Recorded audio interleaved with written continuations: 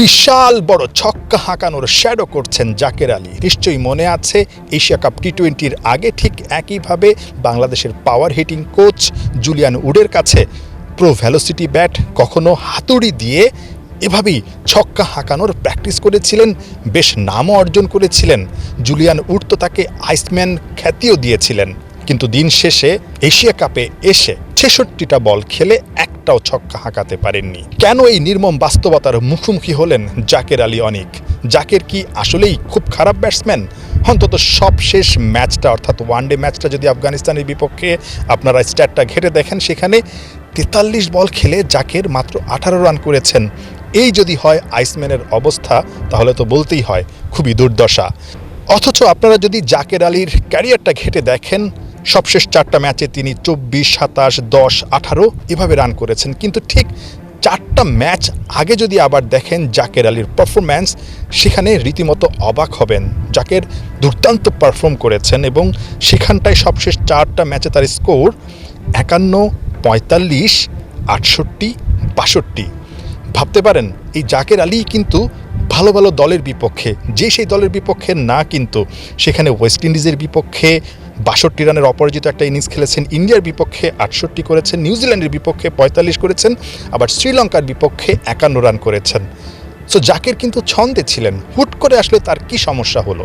টি-20-র জন্য সাম্প্রতিক সময়ে বাংলাদেশ দল যেভাবে আসলে প্র্যাকটিস করেছে, যেভাবে ফোকাস করেছে, সবাই কেন যেন আসলে ওই টি-20-র যেই চক্কর সেখান থেকে বেরোতে পারেনি, যেটা ওয়ানডে সিরিজে বাংলাদেশকে অনেক বেশি প্রভাবিত করেছে। শুধু জাকের আলী না, বাকিদেরও কিন্তু একই অবস্থা। বাংলাদেশ ওয়ানডে ম্যাচ খেলতে এসে ২৮ ওভার ৩ বলে অল আউট হয়ে যাচ্ছে। ৫০ ওভার বাংলাদেশ ভালো মতো খেলতে পারছে না এবং লম্বা ব্রেকের পর যেহেতু বাংলাদেশ আসলে এখন ওয়ানডে সিরিজগুলো খেলছে, সেটাও কিন্তু তাদেরকে অনেক বেশি ভোগাচ্ছে। মুশতাক আহমেদ বাংলাদেশের স্পিন কোচ, তিনি একটা কথা বলছিলেন সেকেন্ড ওয়ানডে হারার পর, যে বাংলাদেশকে আসলে মিনি টেস্ট খেলতে হবে ওয়ানডেতে, অর্থাৎ স্ট্রাইক রোটেট করা কিংবা টিকে থাকা। টি-20-র মেজাজটা নিয়ে খেললে কিন্তু এখানে সফল হওয়া যাবে না। আপনারা যদি নাজমুল হোসেন শান্তর পারফরম্যান্স দেখেন, এই শান্তই কিন্তু ঠিক যখন ক্যাপ্টেন্সি করেছেন শেষ ম্যাচ পর্যন্ত তিনি বেশ ভালো পারফর্ম করেছেন। যখনই ক্যাপ্টেন্সিটা ছেড়ে দিলেন, তারপর থেকে তাকে ব্রেকের মধ্য দিয়ে খেলতে হচ্ছে, ছন্দ হারিয়ে ফেলেছেন। নাজমুল হোসেন শান্ত রানের জন্য তৃষ্ণার্থ এবং তিনি রানের খোঁজে। সবশেষ 5টা ইনিংস শান্তর 7, 2, 0, 14, 23। অথচ এর আগে যদি দেখেন আপনারা তার ইনিংসগুলো, অর্থাৎ ক্যাপ্টেন থাকা অবস্থায় একটা ম্যাচে ৭৭ রান করেছেন নিউজিল্যান্ডের বিপক্ষে, একটা ম্যাচে আফগানিস্তানের বিপক্ষেই ৭৬ রান করেছেন, ৪৭ রান করেছেন সেই আফগানিস্তানের বিপক্ষে, একটা সেঞ্চুরি ছিল ১২২ রান অপরাজিত শ্রীলঙ্কার বিপক্ষে, নিউজিল্যান্ডের বিপক্ষে একটা 51 রানের ইনিংস ছিল, ৯০ রানের একটা ইনিংস ছিল শ্রীলঙ্কার বিপক্ষে, অর্থাৎ খুব ভালো করছিলেন। এবং শান্তর অ্যাভারেজ যদি দেখেন অ্যাজ এ ক্যাপ্টেন 51।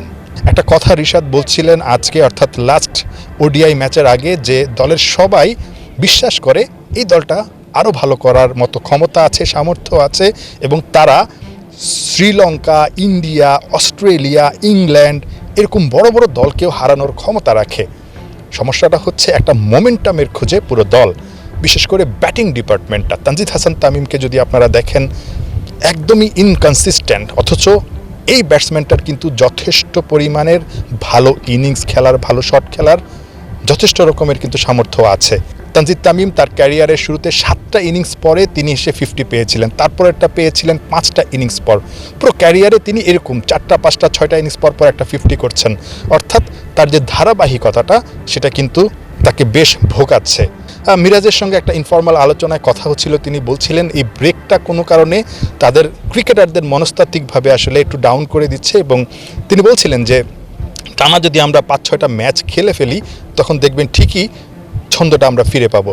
বাংলাদেশের সামনে অনেকগুলো ম্যাচ, 24টা ম্যাচ, সরাসরি ওয়ার্ল্ড কাপে কোয়ালিফাই করতে গেলে যথেষ্ট।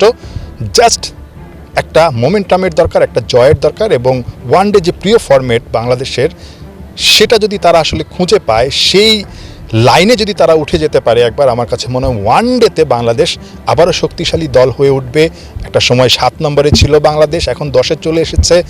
ঠিক 5 বা 4-এর যে স্বপ্নটা একসময় দেখতো বাংলাদেশ, আমার কাছে মনে হয় ধীরে ধীরে ওই প্রিয় ফরম্যাটে ঠিকই শক্ত একটা জায়গায় গিয়ে পৌঁছাবে। নাহিয়ান বিন জাসিম, ৭১, আবুধাবি, সংযুক্ত আরব আমিরাত।